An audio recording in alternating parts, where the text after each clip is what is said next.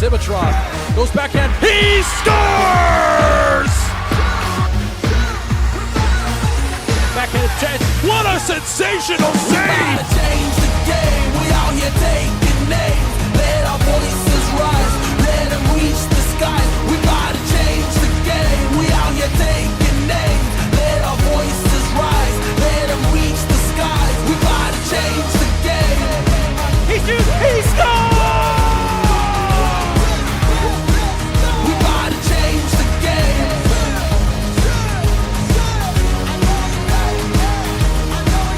Let's go.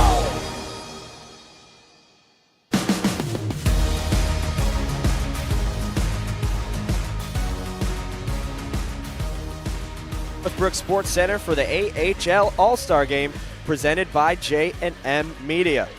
My name's Anthony Pasquale alongside David Ventura with Wes Anderson roaming in between the benches all evening for us down on ice level. David, what excites you most about this AHL Red, AHL Blue All-Star matchup we have on deck for us tonight? Well, Anthony, obviously with this league being newly introduced, the varsity two teams, high school hockey going at a rapid pace. It's just super exciting to have a game like this, especially at the rate that high school hockey has been growing these past few years. Absolutely. I think that's well put. It really goes to show you how influential hockey has been growing, especially at the youth rate. All of a sudden you have these high school teams that, you know, have 20, 25 players on their varsity one team and have enough players that they think are good enough to play varsity hockey. What do? Well, they make a league for the varsity two teams, and these are the best of the best.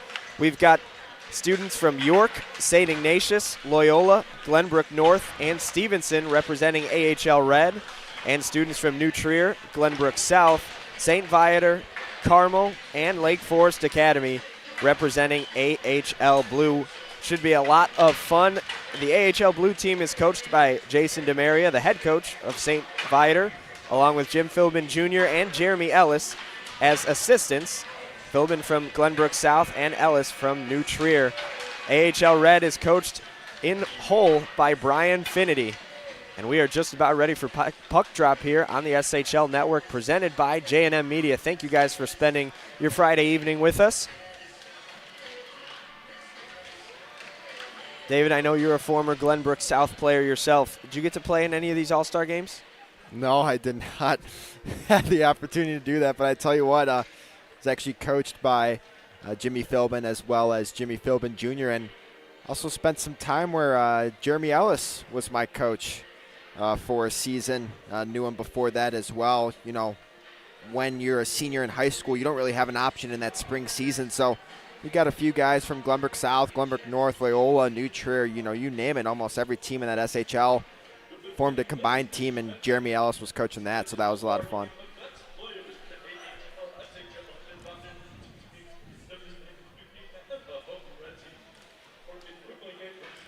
The red and blue teams respectively taking their place on the end line for introductions.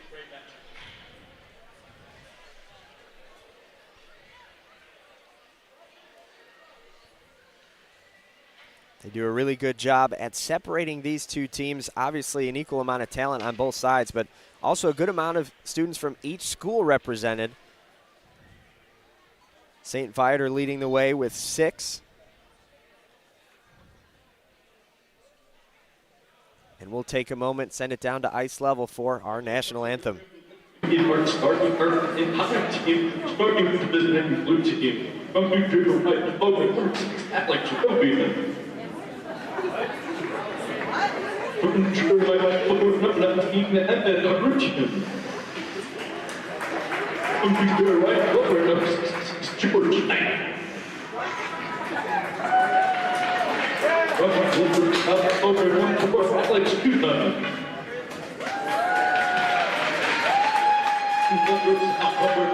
Even heavy in colors. Over like Mitch Adams.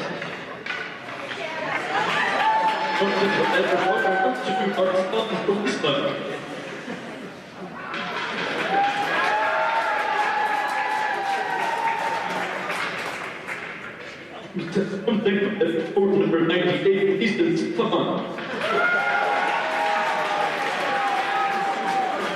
Think about that for representing Freeman.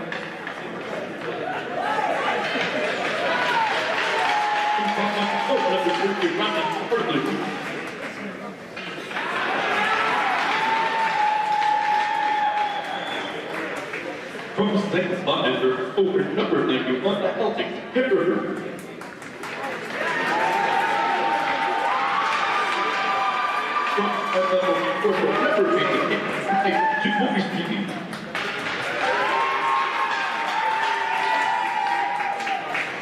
Uncle Brooks stopped fast and number 21, Anthony Pinto.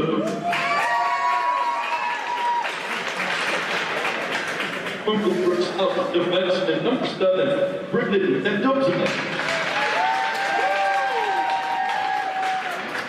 From the second monitor, defenseman number 92, Mike Sistovini.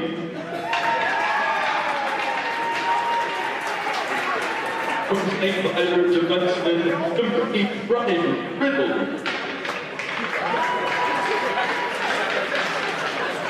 From Continental defenseman number 67, Hayden Healy.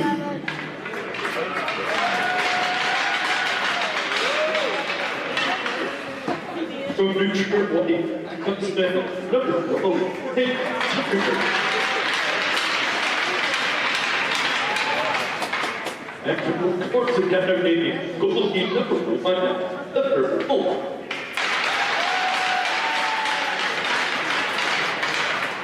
From Cumberland Quality number 35, Ellen Hertzbold.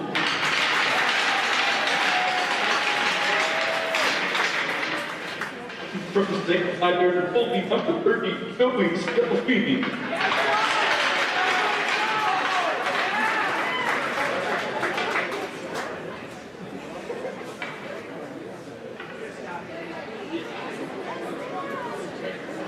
And now let's meet our home. From York, forward number 66, Mitch Levinsky. Also from York, forward number 92, Jack Nahumi. And also from York, number 88, forward Griffin Hayes. Now from St. Ignatius, forward number 12, Nick Lasuzo. Also from St. Ignatius, forward number 6, Jack Rogers. From the Loyola Maroon team, number 98, forward Luke Burkenbaum. Also from the Loyola Maroon, forward number 10, Henry Hoffman. From the Loyola Maroon, forward number 21, Igor Ritchie. Also from Loyola Maroon, forward number 91, James McShane. Now from Glenford North, forward number 19, Jalen DeLeon. Also representing Glenford North, forward number 9, Luka Vrchkovic. From Stevenson, forward Jalen Dibrow. From York, defenseman number 2, Joe Galwas. From York, number 7, defenseman Dan Drea.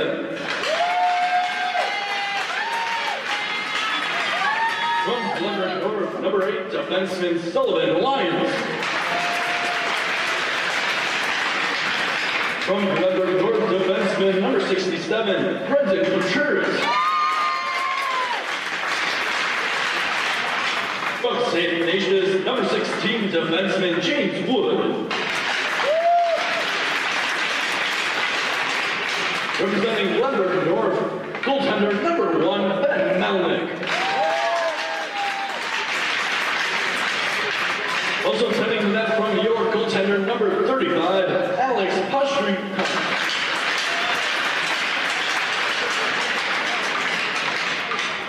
And goaltender number 30 from St. Ignatius, Maxime Arapedo. And number 3, Jordan Eckstein.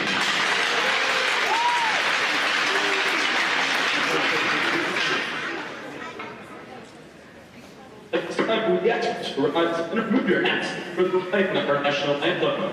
First, with the banner.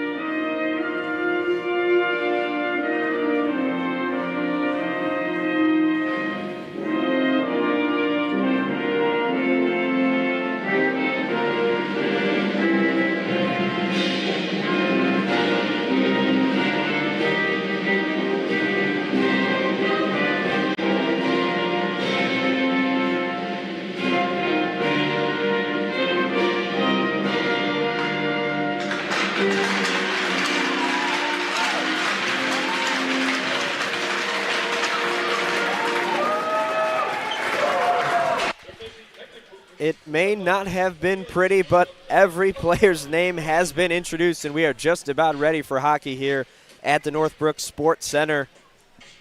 The blue team and the red team have been announced. We'll keep an eye on who will be our starting goaltenders tonight, but David, there is no shortage of talent in between the pipes. No, Anthony, there is not. I think my favorite part about the introduction is once the audio issues did get figured out, everyone on that red team's name got announced without a problem, but the blue team's parents started booing once those audio issues got figured out. I thought that was pretty funny, but we're in for a treat here, and we'll see what happens, like you said, Anthony, in terms of starting goalies, but also in terms of lines, right? These coaches aren't used to these teams, so we'll see who they throw out, whether they keep teams together or they start mismatching guys. So in net for red is going to be the York goaltender, who is 7-2-2 on the season, Alex Pastrusek. Getting the start there with a 1.42 goals against average, wearing number 35 today for the Red All-Stars. And getting the nod in net for blue, donning the number 30 jersey from St. Viator, Joey Sclafini. Also 7-2-2 on the season with a 2.31 goals against average. Two outstanding goaltenders in between the pipes to start the action. And we are just about ready for the opening puck drop here at Northbrook Sports Center. Anthony Pasquale alongside David Ventura to bring you the AHL All-Star Game on J&M Media. Here we go, 17 minutes on the clock, and the first draw is won by blue and dumped in for red to chase after. Little physical up against the boards as they're fighting for it on the near side, trying to clear something up. It's going to be blue gaining control momentarily, ringing it around the boards for Braden Mendoza to retrieve, and he sends it up to center ice and breaking injury. Well, Anthony, that's the big thing, right, is all these guys are top dogs for their respective clubs, and an injury at this point in the season is not what you want. Without a doubt, that one was taken forward with some speed from Mitch Adams, who has had a few games up at the varsity level for Glenbrook South and Jim Philbin's squad. Yeah, and that blue team looks like they're sticking with the teams. You saw that nurture action. You got a full forward line of Glenbrook South players. And both defensemen are Glenbrook South as well. All five players on the ice representing Jim Philbin's junior AHL squad. And a giveaway here. It's loose momentarily, but then recovered on the near side.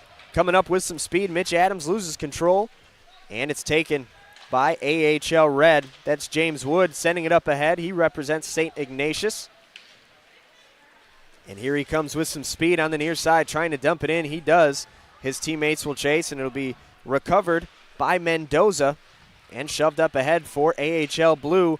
Let's see who wins this race to the puck. Coming with some speed, AHL Blue beat the race to the puck but could not corral it, and instead it's loose at center ice. We're going to have another race for it, but it looks like AHL Blue has the advantage here. We might have a penalty there, and you see Sclafini racing toward the bench so Blue can get an extra attacker ahead to center. Let's see if they can generate a chance on this 6-on-5. A centering pass, shot wide.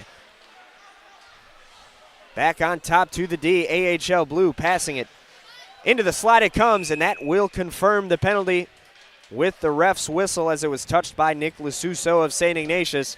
But AHL Blue is going to have a power play. Yeah, Berghoff's going to go to the box for hooking. Obviously unintentional, but nevertheless a penalty. And we'll see what AHL Blue can do here on the power play. And, given the opportunity, of course, there's most likely no power play lines on this, but we'll see what Blue can do. I assume coaches are just trying to generate as much ice time for everybody as they can. But you also obviously want to win this, and AHL Blue is going to have a chance on the power play right here. They got the opening goal of the game. It was scored by George Knight on a beautiful pass from Emmett Harudian, both New Trier White players. And then AHL Red responded with a goal that came last touched by Brian Riddle of St. Viator and AHL Blue. It's 1-1 with 12 minutes and 30 seconds to go in the first period. I'm Anthony Pasquale with David Ventura and Wes Anderson down at ice level. AHL Blue slowly working through this power play. Haven't generated any scoring chances yet, as AHL Red is trying to come away with the first kill of the afternoon as well. Yeah, Anthony, power play is one of those things where if you haven't practiced it, especially with the guys you're playing with, it's hard to generate much momentum. Let's see what AHL Blue can do here. Getting it down low, now sending it on the near side. Back behind the end line. Fires one toward the net, and it slips in and out of the glove, but a nice save made by Pastrusek. It goes D to D, and a firing shot from the point is deflected off a couple of bodies, and it comes out of harm's way with a nice clear by Red. They'll get some fresh 5 legs on the ice, or 10 legs, I should say, 5 new players on the ice. And see if AHL Blue can score before time winds down on this power play. A nice move to get some space made there by Sam Prito. There's a couple of Carmel Catholic players out there right now. Ryan Farley, Mike Duboyski, and Caden Staley. And losing his footing on the clearing attempt there was James McShane of Loyola. But that'll do it for the power play, back to even strength. Yeah, Blue had a hard time generating offense on that power play, but it's difficult when every team in the AHL runs a different system. You have some teams running umbrellas, you have some teams running other types of systems on the power play, so it's difficult when you're not working with the normal guys that you're used to working with.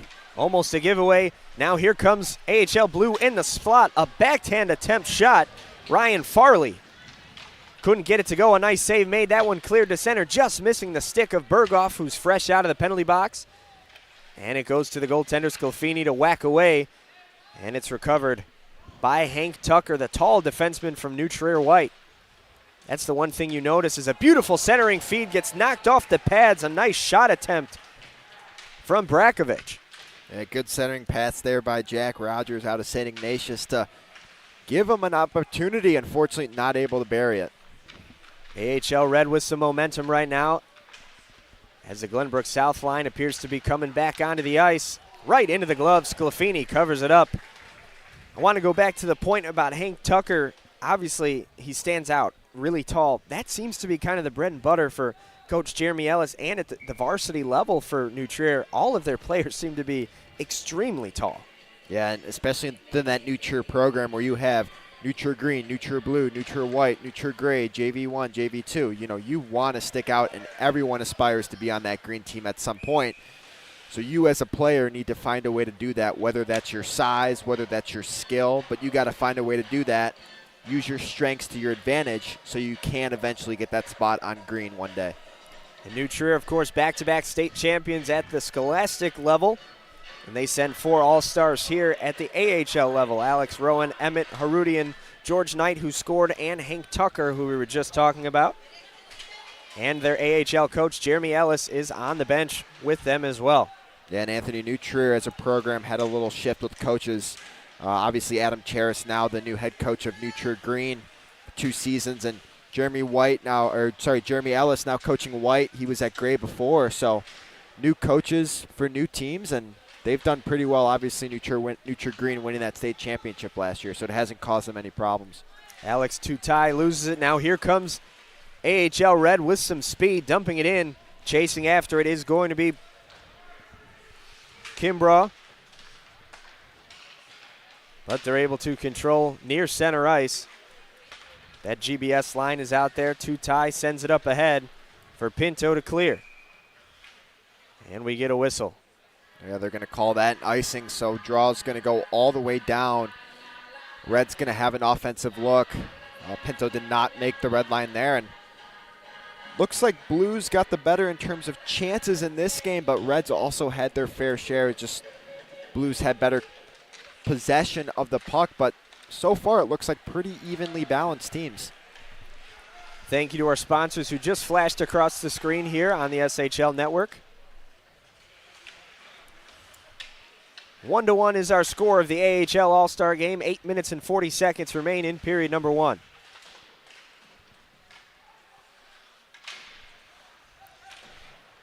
That one's rung around the near side for Red to control and stick up ahead. Another race to the puck. We've had quite a few of these tonight. And AHL Blue wins it and sends it back behind. As the body crashes down to the ice, but a nice recovery there by George Knight. He has scored Blues goal tonight. And it comes back on the near side. Alex Roween sends it up ahead.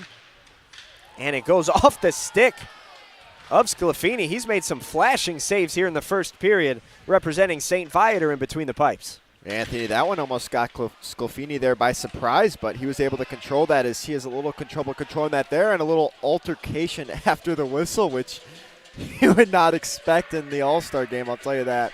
Absolutely. I think the best part about that is they're on the same team. That's Brian Riddle, who was there defending his goaltender, Joey Sclafini, so it's always good when you get some of those lines and those defenseman pairings with the goalies. They're sticking up for their guy more than anything. Puck is still loose near the faceoff dot, and it's finally sticked ahead in alone. Berghoff, he scores! A loose puck kept slipping closer and closer to the net, and Luke Berghoff buried it. Yeah, Berghoff, who got the penalty of this game, the only penalty of this game, ends up putting one in the back of the net, so finds his name on the score sheet 2 different ways.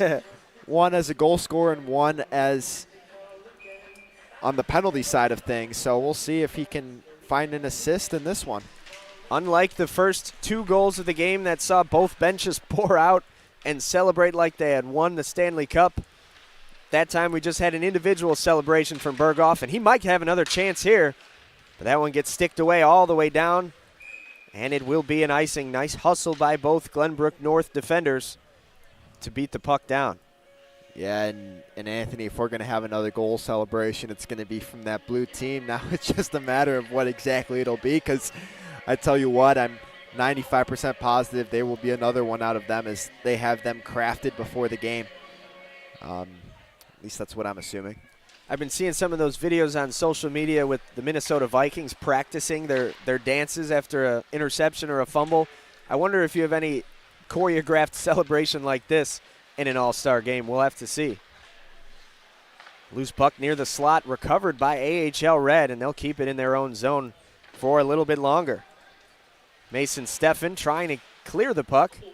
Hank Tucker chasing after it as well. That's Berghoff presenting his body down low. And there you hear the PA announcement for Berghoff's goal. He has it in the slot but loses it, and it comes back the other way. AHL Blue with control. Viator sends it up ahead, and it gets taken away. Red has numbers if they hurry. They try to get it to Berghoff in the slot, but he can't control it. Tries to deliver a hit, and AHL Blue will try to nip it off the boards and come up center ice. They have it, and that was sticked ahead by Marcel Zawislak. A big hit there. Drew a few oohs and ahs from the crowd here at Northbrook Sports Center. Puck is still loose, a nice keep. Generating a scoring chance on the backhand. Tried a high, tough, sharp angle shot, and it goes up off the netting, and we'll have another draw. Nice effort there from the Carmel, Mike Duboyski, wearing number 88 tonight. Yeah, really good idea there by Duboyski, and I tell you what, he was looking at the same corner I was. Unfortunately, wasn't able to bury that one. He did have a little room, would imagine he was going for that top left corner from our vantage point. At least that's what I was looking at. But puck got tipped and stayed in the zone for an offensive face-off for his team. He does have a knack for scoring goals. He's got 11 for the Carmel Corsairs this season, trailing only Ryan Farley on their team, and Farley's got 15. Yeah, Anthony, I tell you what, with the SHL doing the jersey battle they do every year, Carmel's got some pretty sweet new brown jerseys they brought in this year, and they made it in the top 4, at least voting for the top SHL jersey, which I think voting resumes tomorrow. I mean, if Dylan Ward is tuning in, obviously he can correct me on that. But, them and Lake Forest also introduced some pretty sweet jerseys, so it seems like all SHL teams are on top of that. 2-on-1 if they hurry for SHL Blue, but it goes a little bit over the pipes. No save made there by Pastersak. It was a little bit too high. And here comes Red on the other end, generating some speed and a nice stick defensively to stop things right in the middle. That was Brian Riddle. Down to the ice goes number 10 in blue. That's Sam Preto, also of St. Viator. And Anthony, we're going to get our second penalty of the game. How about that for an all-star game? That is something you don't see quite often. McShane's going to go to the box for the red team, and blue is going to have another look. And this is an all-GBS unit, so you assume you were talking about maybe not knowing how you play on certain power plays. They should have a pretty good idea of how to play with each other. No excuses, Anthony. I completely agree. That pass gets taken away, and we'll see what Red can do with it. Here it comes Pinto up ahead on the near side, dumps it in, and it's going to be chased by 3 Glenbrook South players, and it rings all the way around the boards back behind Sclafini. And the Glenbrook South unit still has yet to generate a shot. We'll see what they can do here on the power play. It's right between his legs. He loses it. It's going to generate a chance for Red. A pass, a beautiful shot, and goal on the shorthand. How about that, Anthony? A shorthanded goal. As we were talking about GBS having a look with all 5 of their guys, is Galvez for York is the one who buries that one. As we were talking about, GBS has got 5 of their guys, all guys you typically see on the power play for them. Pinto almost initially turned that puck over. Red wasn't able to capitalize, and then had trouble keeping the puck in the zone, and Red goes 2-on-1 the other way, buries it for a shorthanded goal, giving them a 3-1 lead. Joe Galwas gets the goal. He's representing York in this contest, and that'll be an offside. Still 1 minute and 15 seconds left on the power play for AHL Blue. Reminder, that was a shorthanded goal scored by Galwas, a beautiful one-timer into the back of the net. Only has 1 goal in league play this year. Galwas obviously known for his defensive prowess. That's why he was in on the penalty kill. But he comes away with 1 in the back of the net here. But if you're AHL Blue, how do you figure things out here on the power play? It's tough, right? So they have a good look here. D to D it comes. George Knight looking forward in the slide. It's loose down low. Knight fires it toward the net. It did get through. George Knight, his 2nd goal of the game. And Anthony, this is something that I used to do when I was on Jeremy's team. He'd go snow the goalie. There it is. Joey Sclafini gets some snow sprayed in his face as they connect on the power play. George Knight, his 2nd goal of the game, makes it a 3-2 lead for AHL Red with 4:14 to go in period number 1. But Anthony, you asked how's Blue generate those offensive opportunities, and I didn't want to cut off the chance that they had there, but what I was going to say is fire pucks at the net. Yeah, that simple, huh? And you're going to find a way to put it in the back of the net. And, well, you can see it right there as they go with their classic celebration. A nice save made by Sclafini and a nice chance from Kimbrough.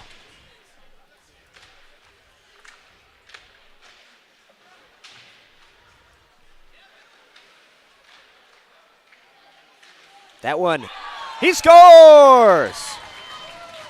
A snipe right through the wickets. William Brakovic Anthony Brakovic's able to put one through a maze of bodies in front. Think anyone had any idea where that puck was as people were just trying to find a guy to cover, and he's able to put one in the back of the net. Now gets his team the 2-goal lead back. Joey Sclafini did not see that whatsoever, went right between his legs before he had a chance to react to it. A nice, like you said, maze of bodies in front, but that puck had eyes for the back of the net. And it's a goal for William Brakovic and a 4-2 lead for AHL Red. That whistle was an icing, so it'll come back down the other way. AHL Blue gets a zone draw. We'll see what they can generate with it. It'll be Mason Steffen taking the draw and winning it. The St. Viator line is out there for the All-Star team. Their coach, Jason DeMaria, is the head coach of this All-Star team.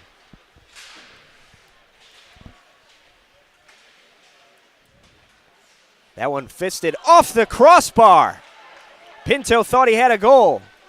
Instead, it comes all the way back down on net for Sclafini to cover up.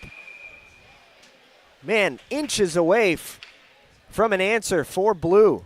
Yeah, Anthony, as Pinto thought he buries that in the back of the net. He puts his hands up. Red almost goes the other way, tries for a long pass, unable to connect. Thankfully, that shot goes on net, so it avoids an icing, but Red was almost able to capitalize on that opportunity when Pinto thought the puck ended up in the back of the net. Mike Chacon with it on the near side, trying to get it out of harm's way for AHL Blue.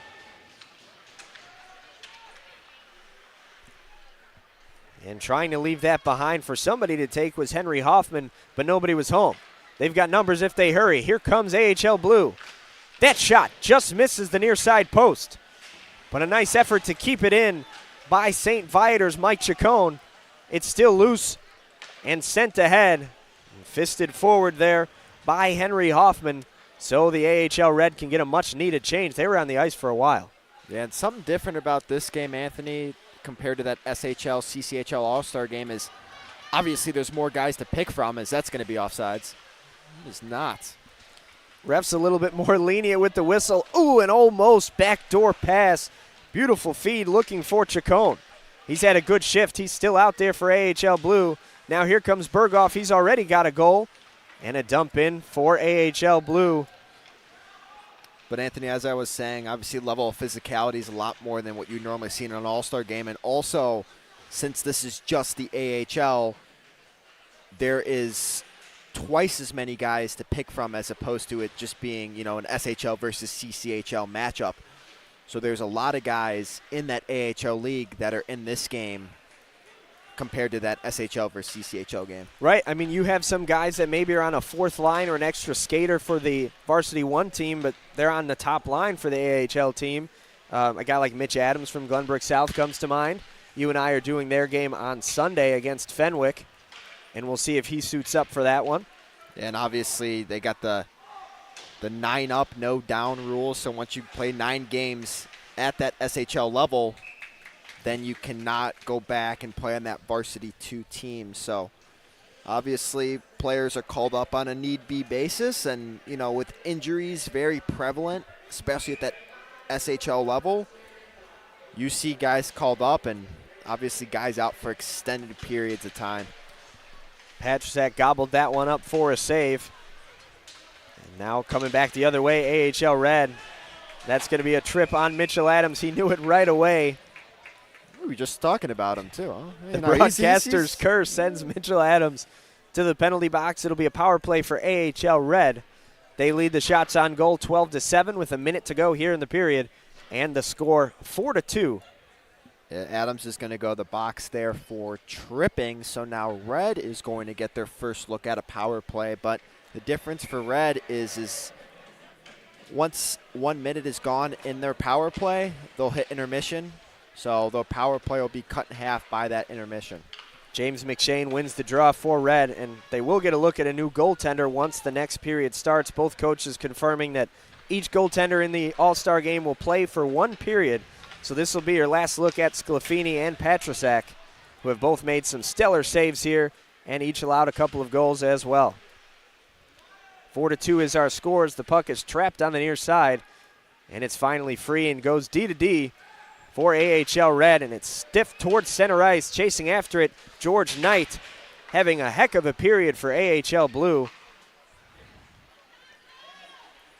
And one thing that's stuck out to me about this Red team, Anthony, is that they have capitalized on the chances that they've been given. So that'll probably do it for the first period in terms of chances for them, but they still do have a minute left on the power play to capitalize, and I think there's a pretty high chance that they do capitalize on this power play. It comes behind the net. Jordan Niston with it. A late addition to the All-Star roster, wearing number 3, representing Glenbrook North. But that'll do it for period number 1. AHL Red on top of AHL Blue, 4-2. After 17 minutes of play, a fresh 17 on the clock. David, what are your takeaways from that first period?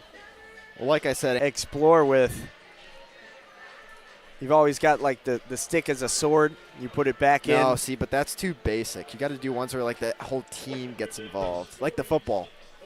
Absolutely. We'll keep an eye on who's in net. It looks like for AHL Blue, it'll be Kellen Hurstbold from Carmel with a 3.14 on the season. Goals against average. And then on the other side of things for AHL Red, it's going to be number 30, Maxim Arepatov, representing St. Ignatius. That means our third period goaltenders will be Ben Melnick from Glenbrook North and Heather Wolf from Lake Forest Academy.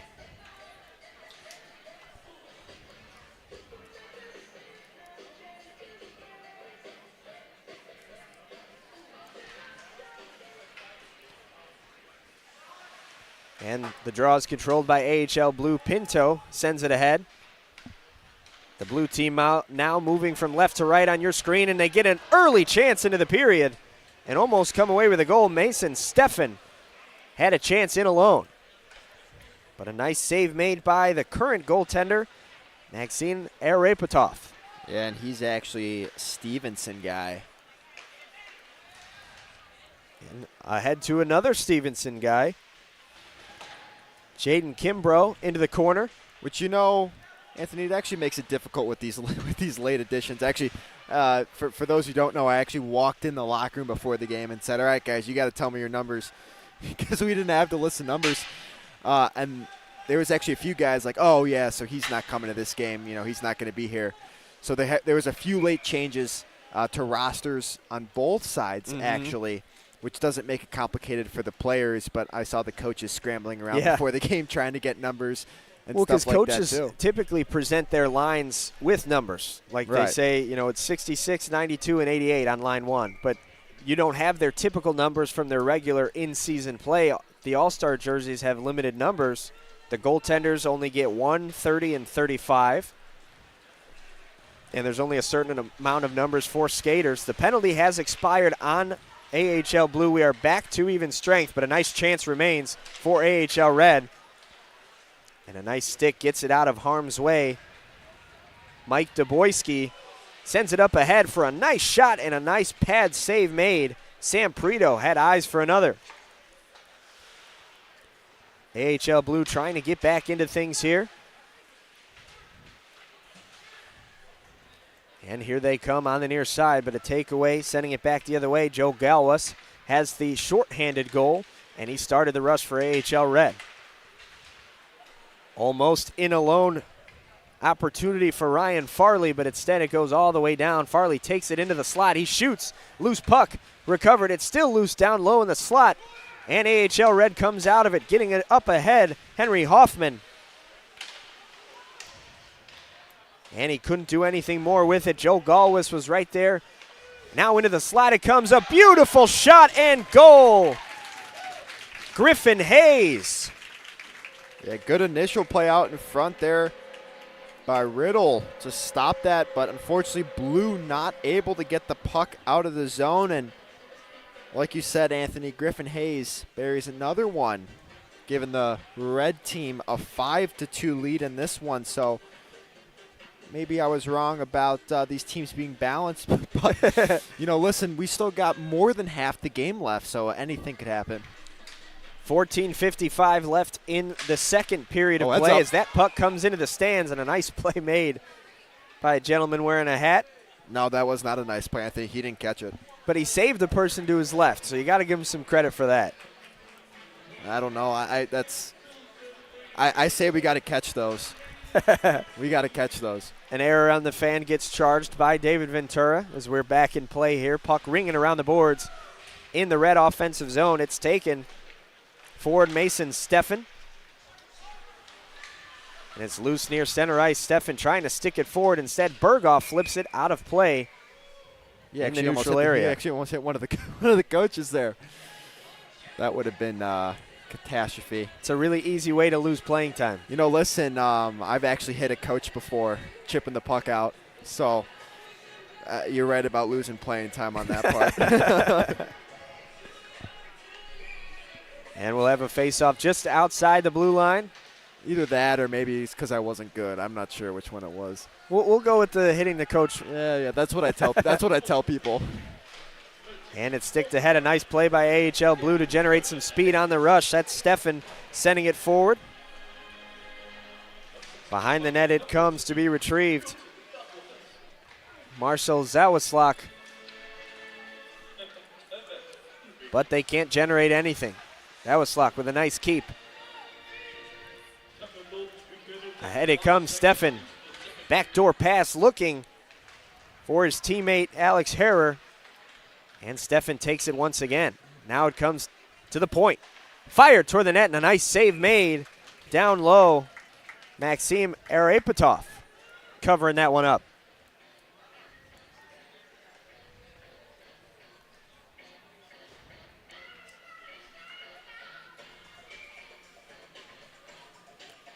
You get that full Glenbrook South line back out there. Alex Tutai, Teddy Microlis, Mitch Adams, Anthony Pinto, and Braden Mendoza out there for AHL Blue. And that one tipped, and it goes right back into the glove. A nice save made.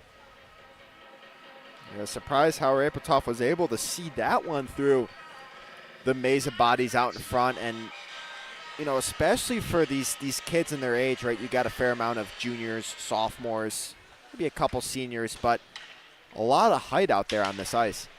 Braden Mendoza shot went a little bit wide, and it comes back to center ice. It's Mendoza with it now with a feed from Pinto, and ahead it comes into the zone. Glenbrook South probably running one of their routine sets. A nice keep by Pinto to keep it in the offensive zone for this Glenbrook South unit of the AHL Blue. That one, a nice block out in front, putting its body on the line here in the All-Star game. A nice play made by Fedorinichik. He was looking for it there. A centering pass. It's taken out of harm's way. Pinto off the boards looking for Mendoza. Out in front, and a nice effort there by Fedorinichik. Trying to tip it on net. AHL Blue sends it ahead. And with some speed into the zone, tries a dangle, but it's taken away. A nice defensive play there by James Wood representing St. Ignatius. Now he's trying to take it coast to coast. He fires it, and a gobbled up save made there by Kellen Hurstbold.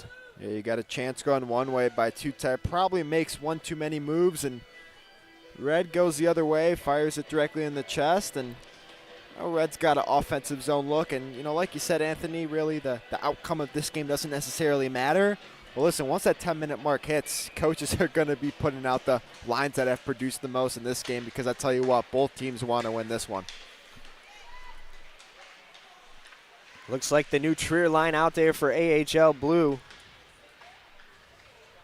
You can tell from their green pants that really stick out below those powder blue jerseys.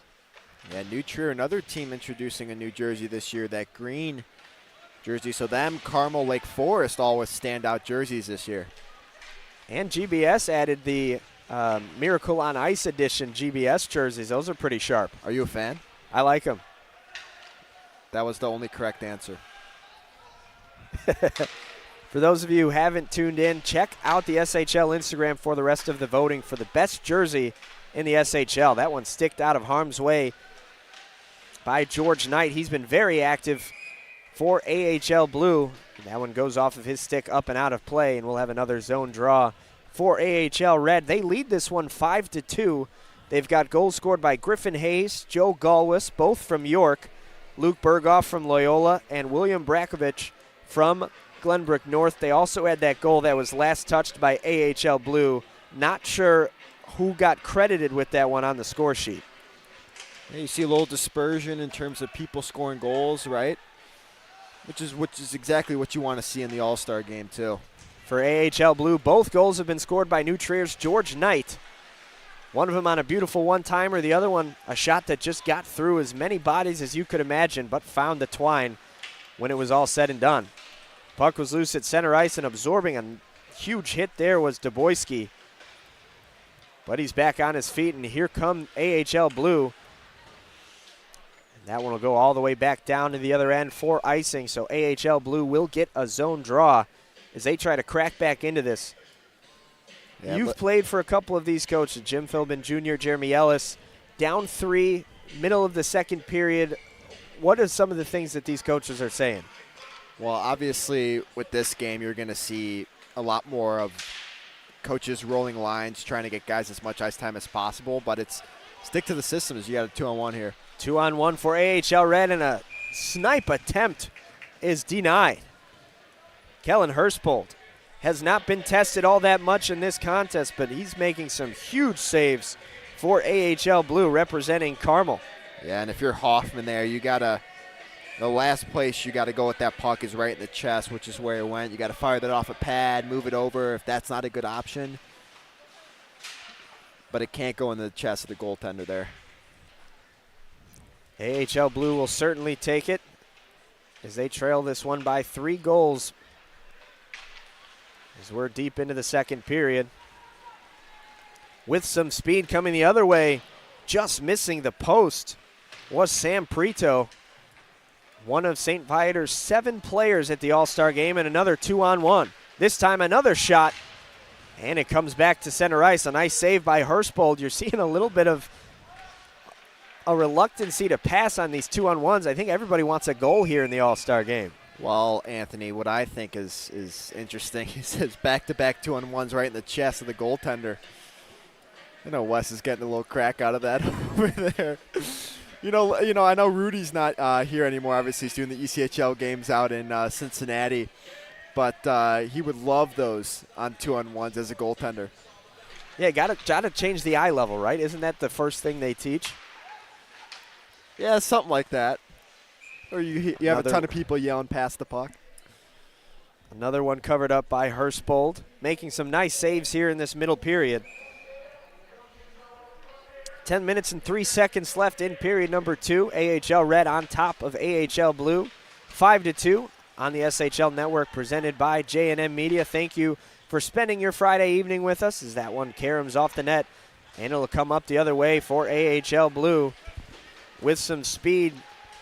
Mason Steffen losing control, but it is followed right behind Alec Harrer. The St. Viator line out there now in the slot. He shoots. He scores. Marcel Zawaslak gets AHL Blue back on the board. As Zawaslak with the good opportunity out in front, makes no mistake, puts it top left from our vantage point, top right from the goaltender's vantage point, and puts Blue back in this one, making the deficit 2 as opposed to 3, and we still have over 9.5 minutes left in the second. Still haven't gotten halfway through this game. 5-3 now our score. AHL Blue trying to storm a comeback, and they seem to have a little bit of momentum right now. Steffen. Deeks can't get the shot off, but a nice effort. Mason Steffen flying toward the net, certainly bringing some speed here in this middle period. So, Anthony, back to the point of, what are the coaches saying to the team that's down? In this case, obviously, Jeremy Ellis and Jimmy Philbin. I think it's just, making sure that the kids have the most fun experience possible, obviously getting them as much ice time as possible. You're not going to remember who wins and who loses necessarily, but it's about the experience that each player's had and, the privilege of being named an all-star, too. Delayed offside. Instead, it gets covered up as the Glenbrook South line is back on the ice. And we are going to have an icing. Mitch Adams couldn't get the touch off near the blue line. And it'll come all the way back down the other way into the red offensive zone. Kellen Hurstbold making some nice saves for AHL Blue here in the period. You see he's representing Carmel. He's got those nice yellow and brown pads so you can tell. The faceoff draw won by AHL Blue. And to center ice it goes. Ahead it comes on the backhand, but can't gain control. Alex Tutai gets it into the slot for Mitch Adams, but that one goes off the pad. A nice save made there by Arepatov. Yeah, good centering pass there by Tutai to get that out to Adams. Unfortunately unable to connect, but sustained offensive pressure. Tutai again on the rebound, the backhand, they score! Teddy Michaelis, a GBS goal and an answer. And Merlikas with a really good forehand, backhand move there. You should get a little celebration. There we go, Witch is riding the broom perhaps. Yeah, see, those are something you got to be on top of before, right? You can't do it after, but obviously finally found the Glenbrook South connection there. You had the New Trier White connection earlier on in this game, which actually speaking about that, their line's out right now, but bang, bang play. Merlikas able to put the puck in the back of the net. 5-4. 8 minutes left in period number 2. Plenty of goals. So if goals are your thing, you are in the right place. Thank you for joining us here on the SHL Network for the AHL All-Star Game. Red is on top, 5-4. And let's see if Kimbrough can add another one. To center ice it goes, but a nice defensive effort made there by Nistine. And it's touched forward near center ice. A nice effort in alone, it comes. They score again! And now they're rowing the boat near the blue line. Emmett Harudian assisted on the first goal of the game. Now he's got a goal for himself. And just like that, 3 straight goals for AHL Blue. We are tied. Yeah, and puck laying out in front. The New Trier White line able to bury one, tying this game up. And as you can see, they were a little bit more coordinated on the celebration as opposed to the Glenbrook South guys. So, you know, maybe Glenbrook South's got to work on that a little bit, right? But we got ourselves a tied game. They were certainly ready to go with rowing the boat. That's Emmett Harudian. Had an assist earlier. There's a goal. It's 5-5 now with only about 30 seconds gone by since the last goal. Officially midway through the second period. And we've already seen 10 goals on the board.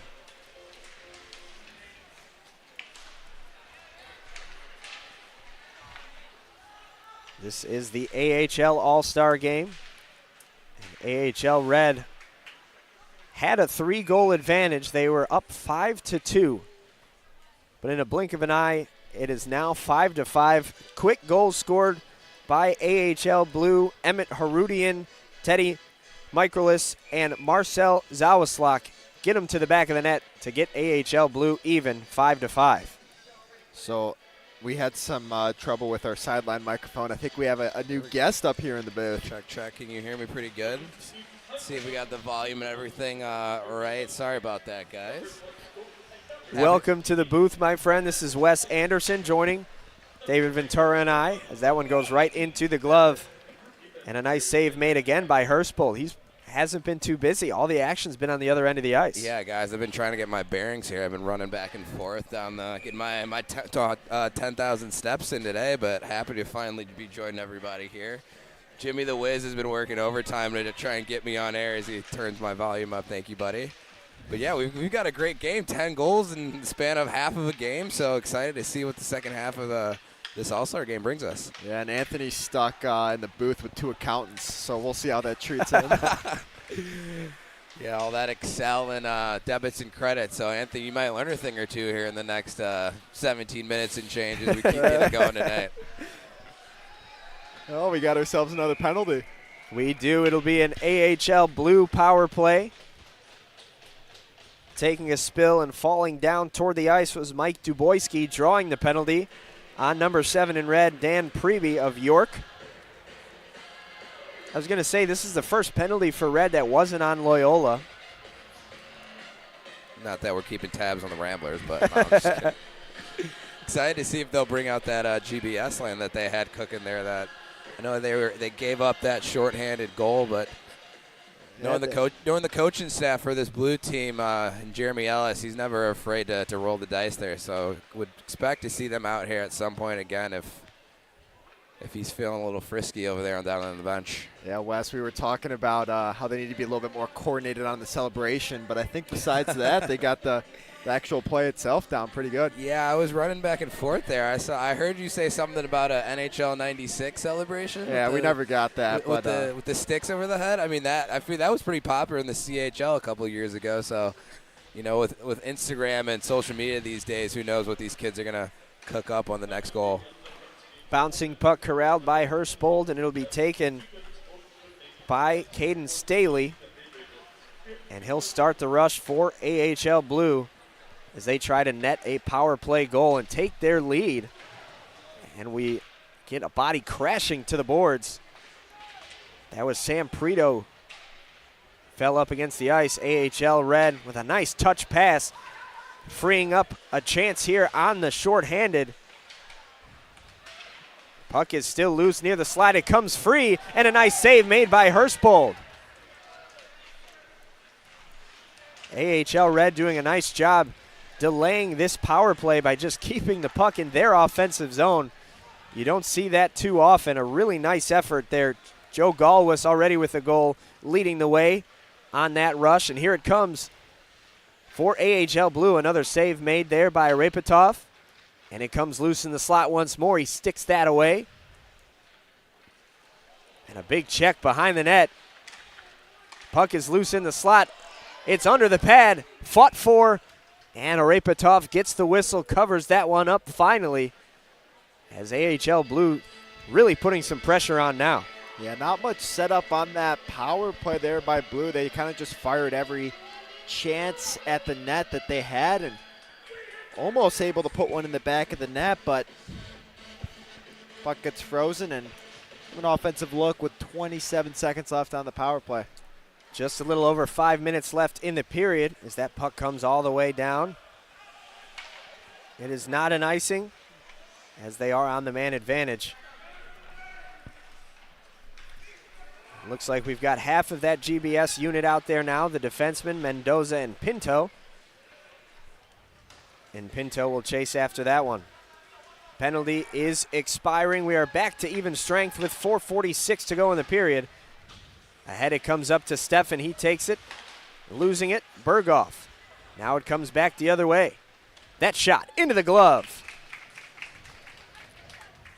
A snipe attempt there, but it was knocked away by the leather of Repetov. Confident save, too, there by the netminder after a few back-to-back goals there by Blue, right, to tie this thing up. Just trying to find some confidence here before he gets taken out as we go into the intermission, but a confident save there by the Stevenson netminder. We mentioned this earlier. We'll get Ben Melnick from Glenbrook North and Heather Wolf from Lake Forest Academy in the third period in between the pipes for their respective teams. Plenty of talent all over the ice, but especially in between the pipes during this AHL All-Star game. 5-5 is our score. 4 minutes and 10 seconds left in the second period. As AHL Red tries to answer, they've given up 3 straight. And they get that one on the stick of Hurstbold, and he knocks it up and out of play. We'll have an offensive zone draw for AHL Red.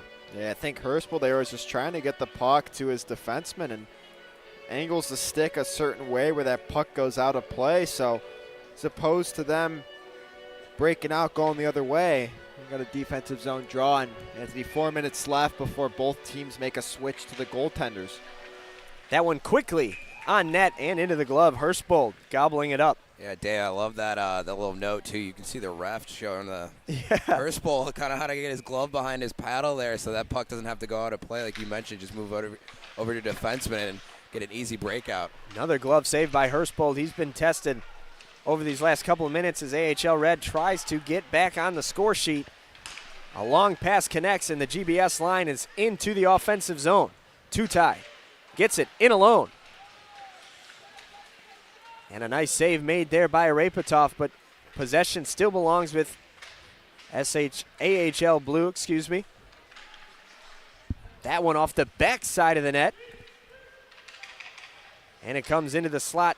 Sticked ahead by Mitchell Adams. Didn't get good wood on it. And he tries to take it away there. AHL Red with numbers if they hurry. But a nice play defensively to free up the puck. AHL Blue trying to come away with it, and they do. It'll be one-on-one right now. Gaining some angles now. Deking toward the slot. A backhander goes a little bit too high. With some speed, Teddy Michaelis already with the goal, trying to add to it. A zone entry pass was fanned on. Now AHL Blue with another chance. Anthony Merlikas, a freshman out of GBS, who will be a dominant piece of that varsity roster once he does get added to that. And, you know, instead of him being a junior, he's a freshman, so he's got time to develop and really become a key piece of that Glenbrook South lineup. Berghoff had a chance for a 2-on-1 if he hurried, but he lost control. And now AHL Red has it in the offensive zone.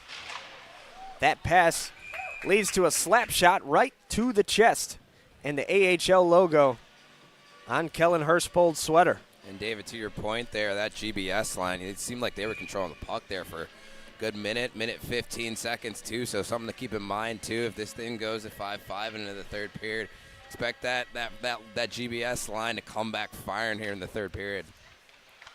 Yeah, guys, it's one thing to have the three forwards out there, but when you mix in those two defensemen, it just has to add a level of comfort for those guys. Yeah, we see it now even with this Nutrier White line here that we know that Coach Ellis is happy to see out there. Just great chemistry from them as well. Puck is on the far side near the end line as that Nutrier White line, like you mentioned, Wes, trying to generate a scoring chance. The lone Corsair out there with them as well is Caden Staley. As that one goes off the post. Nothing but iron on that shot. Almost a tie-breaking goal for AHL Blue. Puck is loose on the near side, and ahead it comes up the boards. Hank Tucker rims that one off the boards, and it comes into the near side to be retrieved by Emmett Harudian, who just broke out that rowboat celebration on the game's equalizer.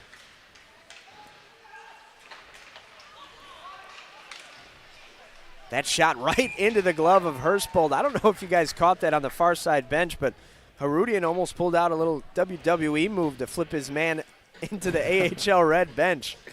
Yeah, I did catch that. He used his hand that was on his stick, took it off of his stick to lift up the other player's knee, trying to throw him in the bench.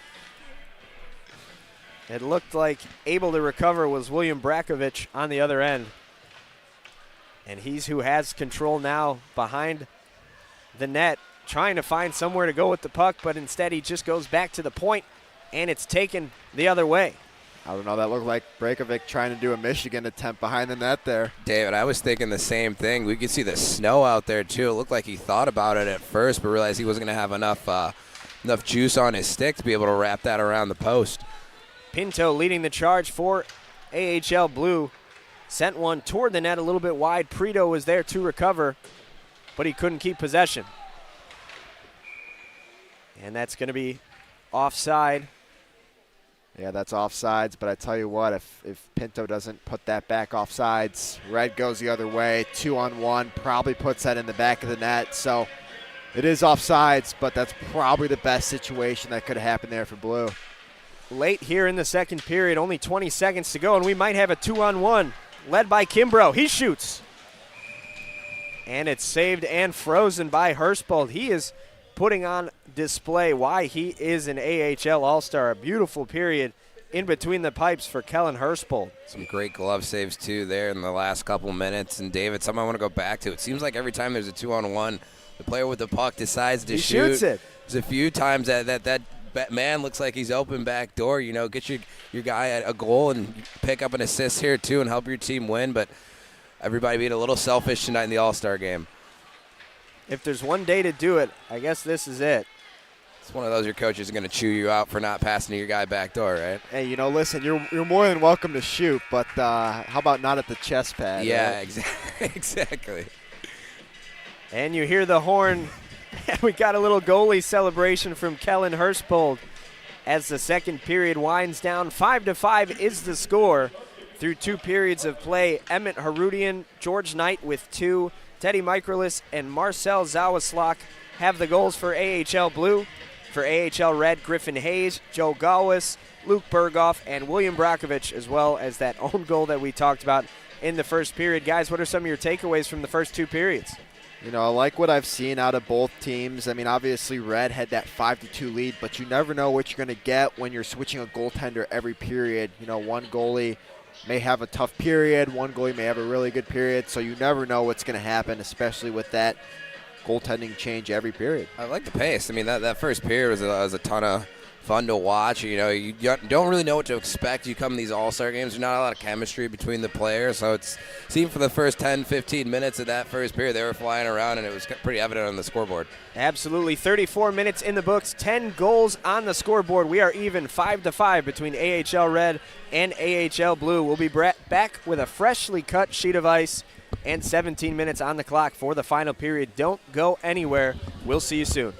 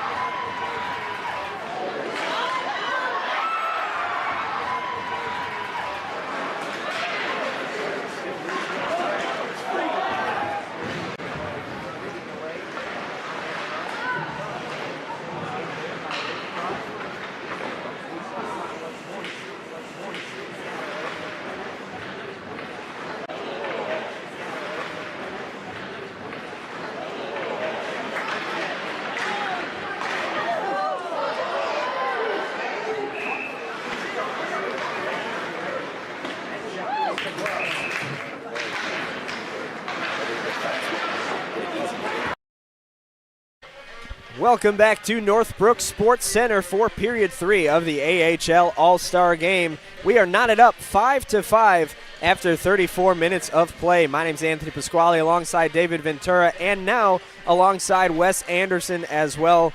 Guys, we should be in for a lot of action here in the third period. What excites you guys the most? We got two fresh goaltenders coming out of a break, so they should be nice and warm, limbered up. We see Melnick to our left, getting loose, looking for the blue goaltender. I think I see her over there, Heather Wolf, with some nifty goalie setup, if I might say, down there. So excited to see what the goalie is going to bring here out of the intermission. Actually, the Carmel Catholic players just got their photo in. Always good to see. I'm sure everyone else is going to get their photo in as well, probably after the game. But like you said, Wes, always fun seeing a new goaltender. Obviously, in this case, they're not being taken out because they allowed too many goals. It's just each goaltender gets a period. And you know what I'm more interested to see is that blue team, how that Glenbrook South and how that New Trier White line continues on in this third period, because they've seemed to be clicking pretty well so far. Now it's a matter of can they carry that on into the third period.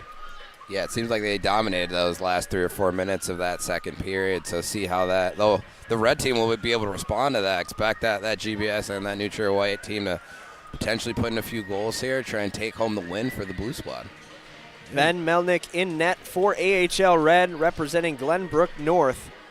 4-5-1 on the season with a 2.67 goals against average. And like you guys mentioned, for AHL Blue, Heather Wolf, the lone representative of LFA tonight with a 2.53 goals against average so far this season. An excellent goaltender.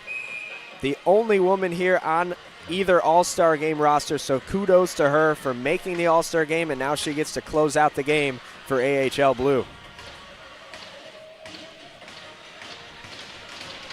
And we are underway. It's the St. Viator line out there for AHL Blue. And they've got all 5 players on the ice right now. They lead all schools with 7 All-Stars here in the AHL All-Star Game, as Wolf slips out of her net momentarily, trying to retrieve that puck. And it'll be taken forward by Mike Chacon on the far side boards, gets it up ahead. And here comes AHL Blue.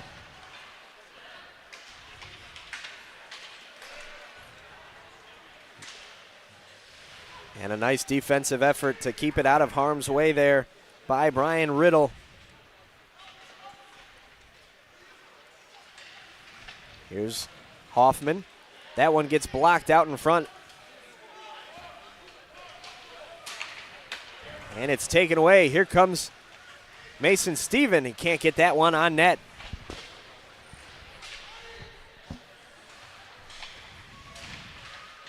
Weaving his way through, Alec Harrer trying to set up an offensive rush. Here's Pinto swinging it to Mendoza. And Mendoza will lob it in to be chased after. Harrer and Steffen fight for it. And Pinto able to regain possession for AHL Blue around center ice. Mason Steffen gets it ahead to Mendoza. And Mendoza wraps it back around to send it up the other way. A freshly cut sheet of ice here for the third period of action. And that GBS line back on the ice for the AHL Blue squad that was once down 5-2, rallied with 3 straight goals. And now we're looking for another one here in the slot. A nice move on the backhand off the post.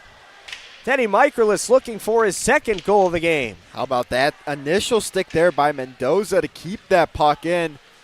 Relikas with a good backhand. Unfortunately for him, gets it past the goaltender, but not past the pipe as this game remains tied. Each team has seen 1 or 2 off the post that really felt like they could have been goals. Might have another odd man rush for the GBS unit. Mitch Adams tries to center it to Tutai, but it just misses his stick. With numbers, Red comes the other way. Dumping it in now to chase after Sully Lyons. Adams probably forced that one on that opportunity there by the Titans, but Red was not able to go the other way like they were looking to on that 3-on-2. You could actually hear the coaches yelling for that 3-on-2 chance that they had. Berghoff tried a centering pass, but a nice stick in net from Heather Wolf to knock it away. Berghoff gets it again here. Slips past one defender, tries a backhanded feed, and it gets knocked away. Pinto taking it up the ice with some speed on the near side. Gets it past one defender and rallies behind the net. And it is recovered there by George Knight. Knight with it. Tries to get it to his teammate Alex Roween. Nothing doing there. Coming back the other way. AHL Red trying to break the tie. And it goes back behind the net for Pinto to recover and ring up the near side boards all the way down the other end for an icing with 13:26 to go in the third. Some great pace here from the first, 3.5 minutes without a whistle there. Just a couple chances back and forth. As something you mentioned here is two fresh goaltenders. You want to test them early. That one that rings off the pipe. I know Melnick is happy that pipe's back there. Got to go give him a little love tap. But we haven't seen Heather Wolf be tested just yet from this Red squad. Expect them to start pumping some shots her way in the next few minutes. That one didn't get through, but like you said, right on the net. And Nutrier white line out there for AHL Blue. And it comes up the near side all the way down for an icing. It's those broadcaster jinx, right? You say there's not a whistle, and then 20 seconds there is two, so maybe I need to shut up here, boys. You look at both goaltenders here, Wes, obviously as the, call it goaltending expert of the crew. Melnick and Wolf obviously a little bit undersized. How does that change the way you play the position? You just have to make sure your angles are spot on, too. Come out, challenge on top of the crease as we see Melnick there off the end zone face off, and you just got to be quick down low. You got to be able to move yourself laterally pretty quickly, something that I've seen so far from both goaltenders. Behind Wolf's net, tries to cover it up, but instead it's taken forward by her teammates. George Knight leading the charge the other way, tries to weave it through one man and set up a scoring rush. And he recovers it back and will pass it to the D-man. You've got the 4 Nutrier White and 1 Carmel line out there, which has generated a few goals so far tonight. A lot of bodies in one place. That shot just missing the crossbar off the stick of Hank Tucker. Yeah, Tucker probably should have moved that one. Trying for a backdoor feed, and it goes, I think, off the crossbar again. Hank Tucker almost found a goal. Now up the other way, Jack Rogers of Ignatius centering one, and a save made by Heather Wolf. As Kimbrough just not able to get all of it on that opportunity, giving Wolf a chance to come back and make a save. A nice save with the waffle board there for Melnick. And the pace continues back the other way. And we're going to have offside. Right when I said the pace continues the other way. Anthony, and you called it out too. You talked about both goaltenders being a little undersized, and we've seen, 2-3 shots hit off that pipe to our left in the net for Melnick. So something to keep in mind. It looks like they're trying to test that high glove. So we wouldn't be surprised if that tie-breaking goal is just a snipe to that left side of Melnick here in the third period. Mitch Fafinski of York, a little too eager on that play, gets called for the offside. He leads the AHL Red team with 14 goals and 20 points on the season. Somebody whose name we haven't called all that much, but perhaps he's a guy to keep an eye on for a big third period. Sticked ahead by Henry Hoffman.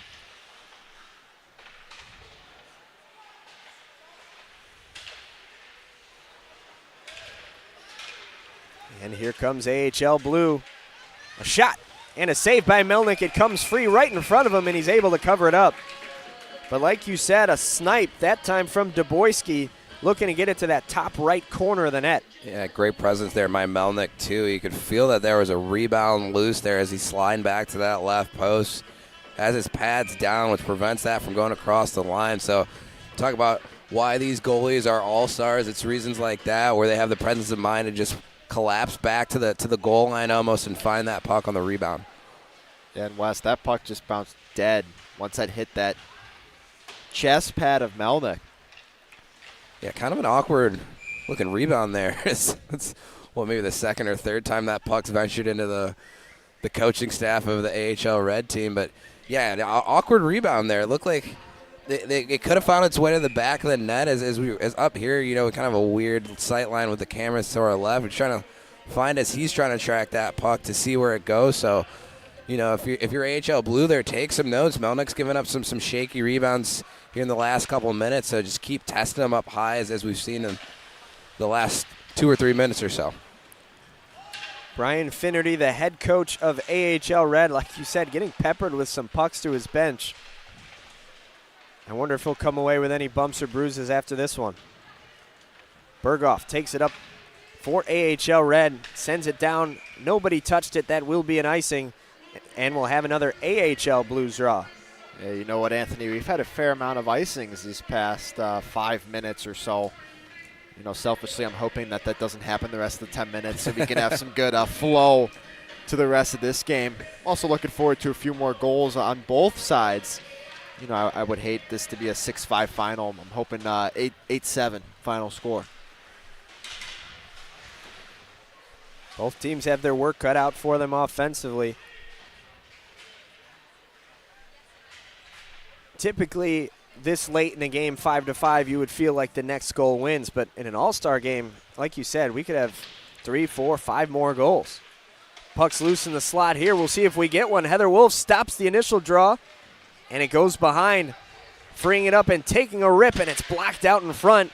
That one is whacked and finally finds the back of the net. Anthony, that initial shot blocked out in front there by Mendoza. Red's able to find the puck, bury it. That's McShane for Loyola, making this a 6-5 game. But like I said, Mendoza blocks that shot. Sounded like off the shin pad. Puck bounces out, finds McShane. He's able to bury it past Wolf and makes this a 6-5 game. But plenty of time left. Still got just over 10 minutes to go in the third. Such a tough break, too, when you get that shot block and the puck just has, eyes, finds its way to the back door, and just really no help there for Wolf as she's trying to recover to that far post. McShane comes away with the goal. We'll see if Blue has an answer. They do! Mitch Adams knocks the water bottle up in the air of the net, and he shoots an arrow into the sky. How about that pass there by Merlikas to get that over to Adams? Nice little saucer pass. Had a great vantage point of that there. Adams able to bury it without a mistake. 6-6 game. It's almost like when we say you pass the puck back door, good things will happen. The puck will go in the net. Look at that. Just a great play there. Slow developing play, too, through the neutral zone here. And you said 8-7, and I thought that might have been a bullish take. But, I mean, the way the last 30 seconds have gone, it might be 11-10 by the time we get out of here. And an immediate answer for their goaltender. Heather Wolf doesn't have to sit with that 1-goal deficit that she allowed much longer than 30 seconds. And that was at Glumberg South there, line cooking. You know what? They had the celebration queued up too, so no mistake on that end. Puck is still loose. Mitch Adams trying to take control. And instead a good keep by AHL Red. That GBS line still out there. Tutai fighting for it on the near side. Coming away with it is Caden Staley as that New Trier white line gets ready to head out there. Here comes AHL Red. Up the near side with some speed. Now back pedaling, trying to find a centering pass. And instead it comes to Tutai, who weaves inside to fire that shot off, but a nice save made by Ben Melnick. A good stick there by George Knight. When Red had that offensive zone entry, puck goes the other way, and Blue had a good opportunity there, but good initial stick there by Knight, and now Blue's got an offensive zone draw, and we still got just under 9 minutes left in this one. Emin Harudian's stick flies to the ice there as this New Trier white line for AHL Blue tries to score the go-ahead goal. Puck is still loose, and it's finally sticked. It looked like that was going to be a high stick call. and Jaden DeLeon knew it, trying to get one of his teammates to touch the puck first, but instead of allowing an easy rush for AHL Blue, he finally sticked it. So we'll have an offensive draw for the blue team. Heads up down there on the red bench. Looked like that. Another puck might have found its way. Another one. And as soon as I say that, just might need to get a catching glove, like a goalie's catching glove for the coaching staff for AHL Red. That might be the only protection they're going to have here. You talk about it, might need some ice packs for not only for the players, but for the coaches too before this thing's over. Well, listen, Glenbrook North on one of the few rinks, or not Glenbrook North, rather Northbrook, one of the few rinks left that doesn't have any netting, at least from a fan perspective. I tell you what, I'm a big fan of that. And also the glass right by the benches is lower than most rinks, so I figure it's a lot easier to get the puck in the benches with those low glass. Got that old school barn feel with the low glass on the half wall down there. Ben Melnick had a nice save to end the last rush for AHL Blue. Now they've got numbers AHL Red does coming up the other way, keeping it onside. And into the glove it goes. Heather Wolf able to stop that one, but some nice hustle from Mitch Fafinski trying to set up a rush for AHL Red. And a good play there by Sassoni to break up the chance that Red had. And I tell you what, without his play, Red probably would have buried that in the back of the net. Face-off draw won by Red. Berghoff trying to send that one to the net, but it never got through. Coming back towards center ice there to retrieve it, Jordan Nistine, and he sends it up ahead. That's Mendoza. Puck is loose. Mendoza still chasing after it, but there also to retrieve it is Rogers from St. Ignatius and AHL Red. Looks like the Ignatius line is out there with Rogers and Wood. And it comes all the way back down for an icing. And we'll get the puck back on the offensive end for AHL Red. Had that explosive first period, and they've been able to answer when AHL Blue has scored, but we haven't seen a whole lot of offense from AHL Red for the last 10 to 15 minutes of game time. One of those where AHL Blues, great coaching staff, and Jeremy Ellis and Jimmy Philbin Jr. just doing some great work probably down there on the whiteboard, just making those in-game adjustments. That one fired toward the net, but a beautiful save made by Melnick. And the puck was loose momentarily, but it eventually found the safe home of a AHL Red stick. And now they'll try to clear. Some nice forecheck pressure from the AHL Blue squad as Mendoza takes it near center ice. Gets it up ahead. And a nice backhanded feed. Finds Stally. He's backhander right into the glove. Excuse me, that was Duboyski with the backhander. How about that little chip there by Duboyski to get that over a defender's stick, then toss a backhand. Not able to bury it, but pretty nifty play there. It's a cheeky little move. School of Ovechkin hand drills or something like that. I don't even know what I'm talking about, but cheeky move to free up some space there, and Melnick had to be on his game. You see he was down early, but able to track that into the glove. Down to 6:48 left in the contest. And the puck is loose near center ice. The St. Viator line looks to be back out there. And Wolf will put that in the glove. Mason Steffen yet to find the back of the net, but I feel like he's a player for AHL Blue whose name we've called an awful lot tonight. Starting a lot of rushes and firing a lot of pucks on net. He's the centerman on this line. Yeah, and he's out of that St. Viator team, which is dominating the AHL. So obviously not only a guy to watch out for, but a team to watch out for as these teams head into playoff time. Here's Harrer losing control. Steffen there. Get it to Harrer. Trying to get a centering feed off to, but nothing doing there. How about that play there by Griffin Hayes, getting the sliding block, not allowing Blue to put one in the back of the net, as Viator was connecting pretty well there, but again, Hayes with a diving block to not allow that pass to get through. Nice move, Caden Staley. He fires one, but Ben Melnick there once again with the glove. And you see him shaking his head there. You think he's annoyed how many times they've tried to test him with the glove, and he's been up to the task every time. But something that I like that what you said, David, is both teams are doing a great job of doing the little things defensively, right? We've seen a lot of shot blocks. We've seen sticks down and passing lanes, making it difficult to get that puck to the slot. So just impressed from both teams how committed they are to doing the little things on the defensive end. Kimbrough tried to generate a stick lift that would free him up for a breakaway, but it was swiftly recovered. Here comes Kimbrough once more. Tries a centering pass to the back door, but it was just a little bit too long for Sully Lyons. Kimbrough still out there working to generate something for AHL Red. Behind the net and ringed off the boards. Mitch Adams couldn't get a touch on it, and that'll go down for an icing. Love the idea there to chip that off the glass, try for a look. Unfortunately unable to connect there, but nevertheless still a really good look. Something that coaches talk about all the time, how the boards are like the sixth player on your team, right? You pass off the boards, try and free up a player down the ice. So great attempt, but something that I expect too as we get down to crunch time here in the third. Heather Wolf with a save on the pad from that initial shot off the draw.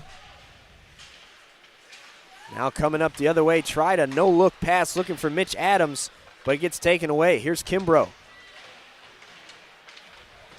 Stevenson representative.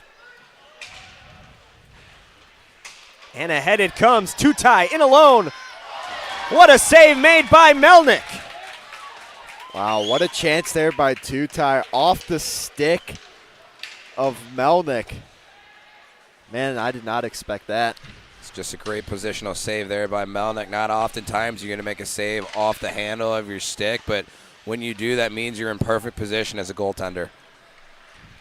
Fafinski for AHL Red. Heather Wolf with a nice save off the chest, and it goes up off the netting. A good display of goaltending so far on the other end by Melnick. And then Wolf, she jumps out, not allowing those top corners to get shot at, and makes a big save there as the puck deflects off into the netting, giving her team a chance to change. But tell you what, Anthony and Wes, we're probably going to see a lot more of the lines that have been producing a lot in this game, especially as we enter in, with 4 minutes left in the game. And as you say that, David, we see this neutral white line jump over the boards for AHL Blue. And then the GBSD line with Pinto and Mendoza. I feel like they might lead both teams with ice time in this one. Here's a shot in and out of the glove. Melnick, it's still loose in front. A good effort defensively by AHL Red, but it's still not out of harm's way quite yet. Into the slot it comes. That shot waffle boarded.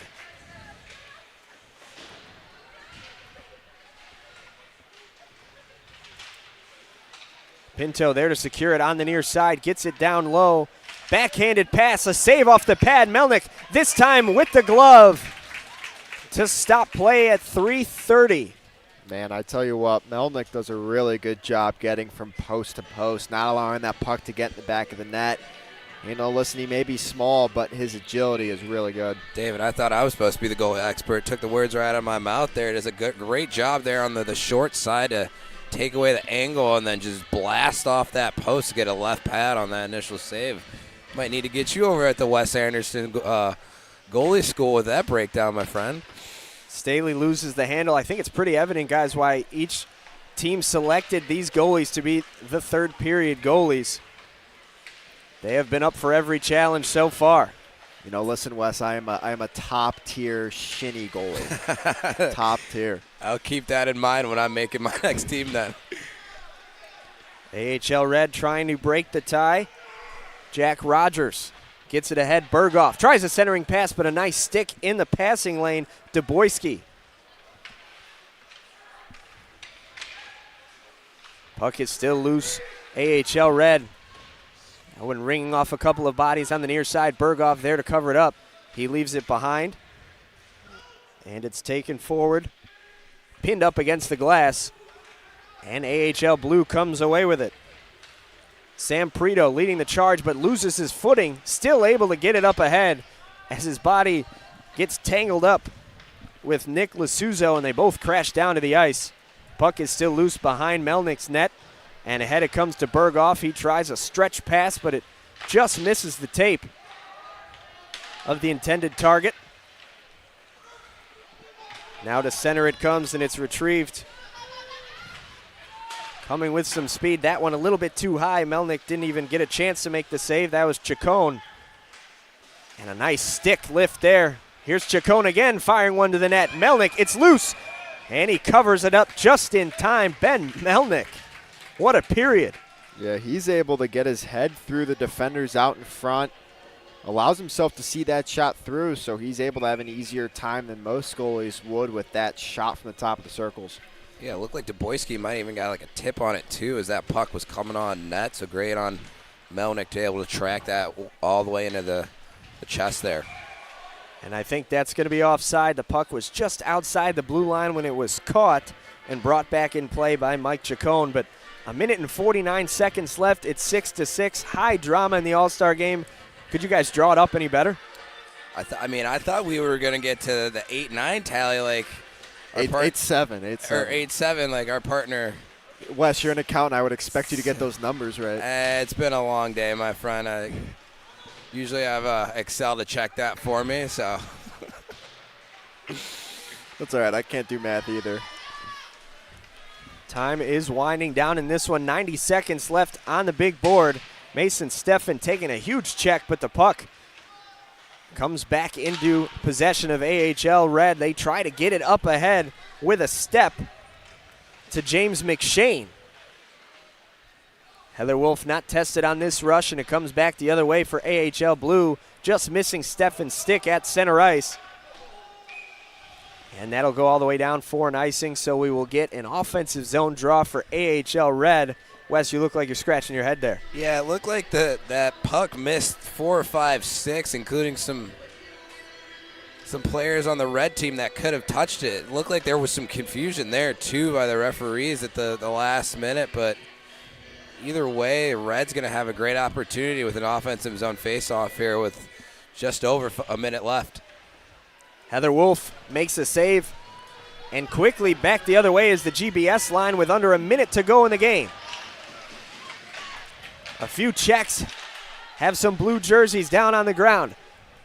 Heather Wolf comes to the bench with a delayed penalty, and we're going to get a AHL Blue power play for the last 49.8 seconds left of regulation. I believe it's a boarding penalty on Jaden Kimbrough. Is that what you guys saw? He's going to go to the box for roughing. But, man, I did not expect the penalty to be called with 50 seconds left in the game. Yeah, neither did I, especially with the way it's been officiated in this third period. But regardless, AHL Blues going to go with the full GBS line here on the power play to try and end things here with 49 seconds left. Alex Tutai, Mitch Adams fighting for it there. Microlis gets it to Adams. Adams back on top to Pinto.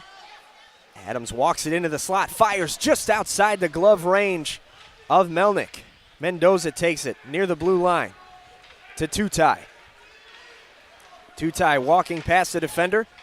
Mitch Adams doing some nice work inside, trying to screen Melnick. Back it comes to Mendoza. Now Tutai. Tutai spinning, free. 7 seconds left. Can AHL Red do anything? Into the glove, Melnick covers it up with 1.5 seconds left. And David, you pointed out before I did, Heather Wolf's going to go to the bench here with the 1.5 seconds left. AHL Blue is going to try and win something quick here off the face-off and just throw whatever they can at the net. And the face-off is secured by AHL Red, which means we're going to overtime. And guys, something that I love is as that power play started, everybody on both benches stood up, locked in, ready to go there for that last minute. So even though this is an all-star game, those competitive juices from both benches are getting going here as we're starting to wind things down as we head into OT. Still 1 minute and 11 seconds left on the man advantage for AHL Blue.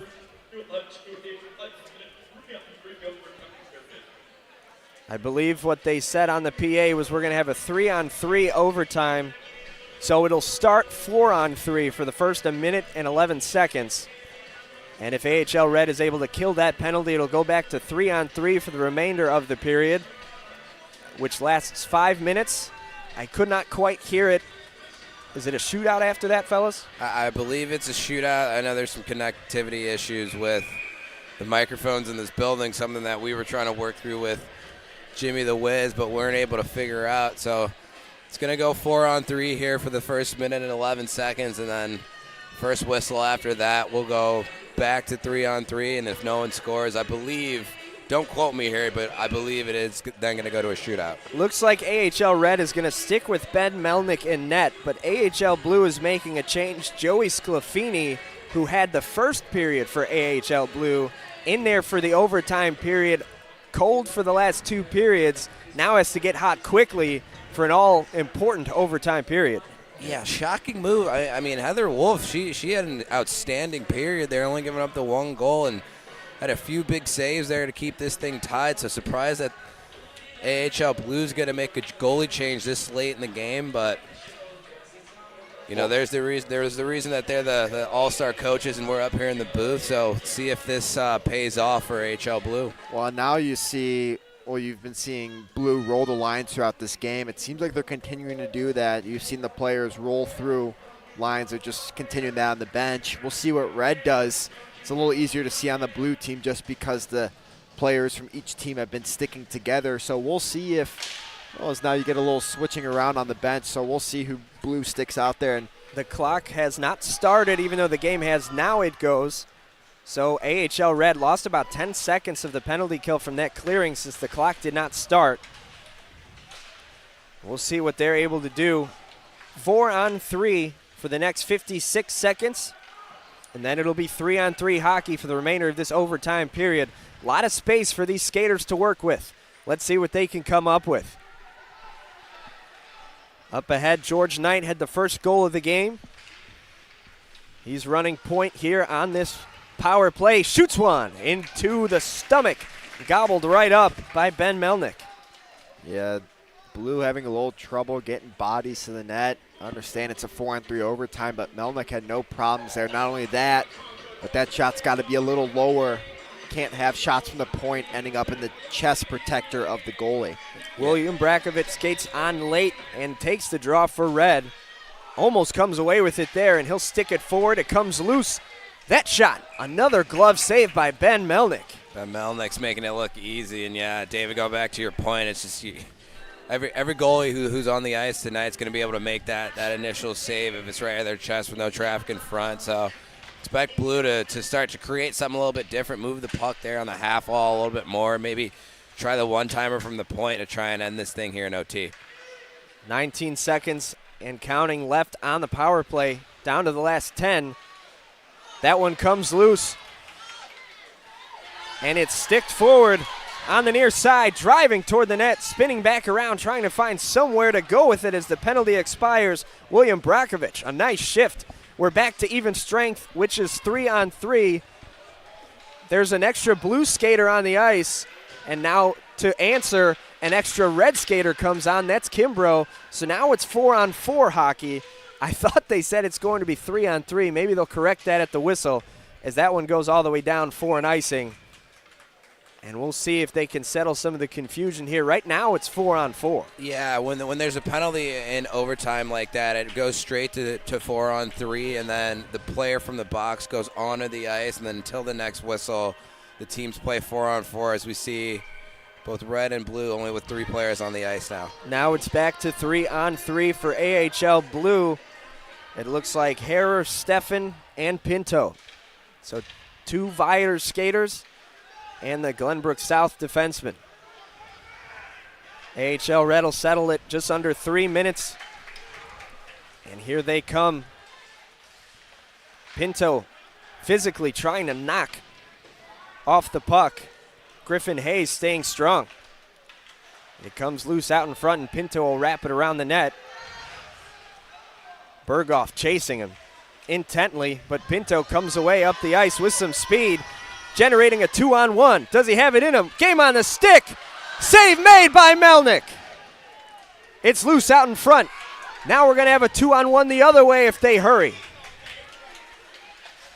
Hayes with Berghoff. A save made. Sclafini gobbles it up and stops the clock with 2:37 to go. Yeah, possession's so key in this overtime frame. As you can see, once a team gets possession, they're more than likely to get an offensive zone look. And fortunately, there's a whistle actually for both teams because both their players, or almost everyone on the ice, was completely dead. Yeah, Berghoff, you could see, was trying to get up in the play there on the 2-on-1. It was just completely gas as he was going to the net.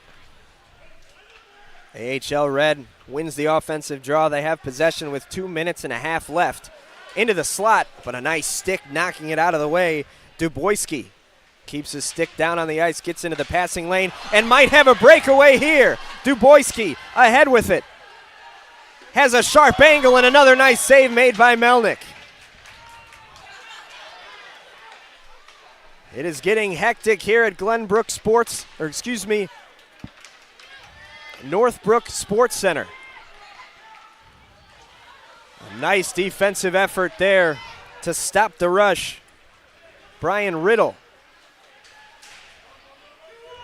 Another one with some speed. Shot off the crossbar. Blue thought they had a winner. Instead, it comes the other way. Sam Prito not rewarded by the iron. Back it comes. Henry Hoffman finds his newly fresh legs on the ice. Hoffman looking toward the net, surveying, walks past one defender, dumps it down low. With a minute and 22 seconds, it's recovered by AHL Blue. Yeah, Blue's got to find an opportunity to change here. They've had their guys out there for a while. Here comes Prito up the ice. He's going to fire it too high. And it's still loose. A 2-on-0. Could this be? It is! GWG for James McShane. And AHL Red wins the All-Star Game 7-6 in dramatic fashion. How about that for an ending to the All-Star Game? You had a 2-on-1 one way, 2-on-0 back the other way, and McShane buries it for Red, and they're going to win this All-Star Game, like you said, Anthony. You see, you had Jack Rogers too there on the 2-on-0, and great decision to shoot there by McShane. We haven't said that for the first time all game. I mean, shuts me right up. Great decision to shoot there on the 2-on-0, and is able to come away with the win for his team. Now, not to second guess coaches there, but I have to ask you guys, as guys that have played the sport, how much of that do you potentially attribute to Joey Sclafini being fresh off the bench for that overtime period? He's going to have to go to the goaltending expert on this one. Yeah, it's one of those where he's deeper in his net because it's a 2-on-0, and he has to be able to get over to that post if that puck's moved over to that weak side. So it's one of those where I feel like as a goaltender, the percentage of you stopping that 2-on-0 is less than 50%, so I really don't put that on the goaltender at all.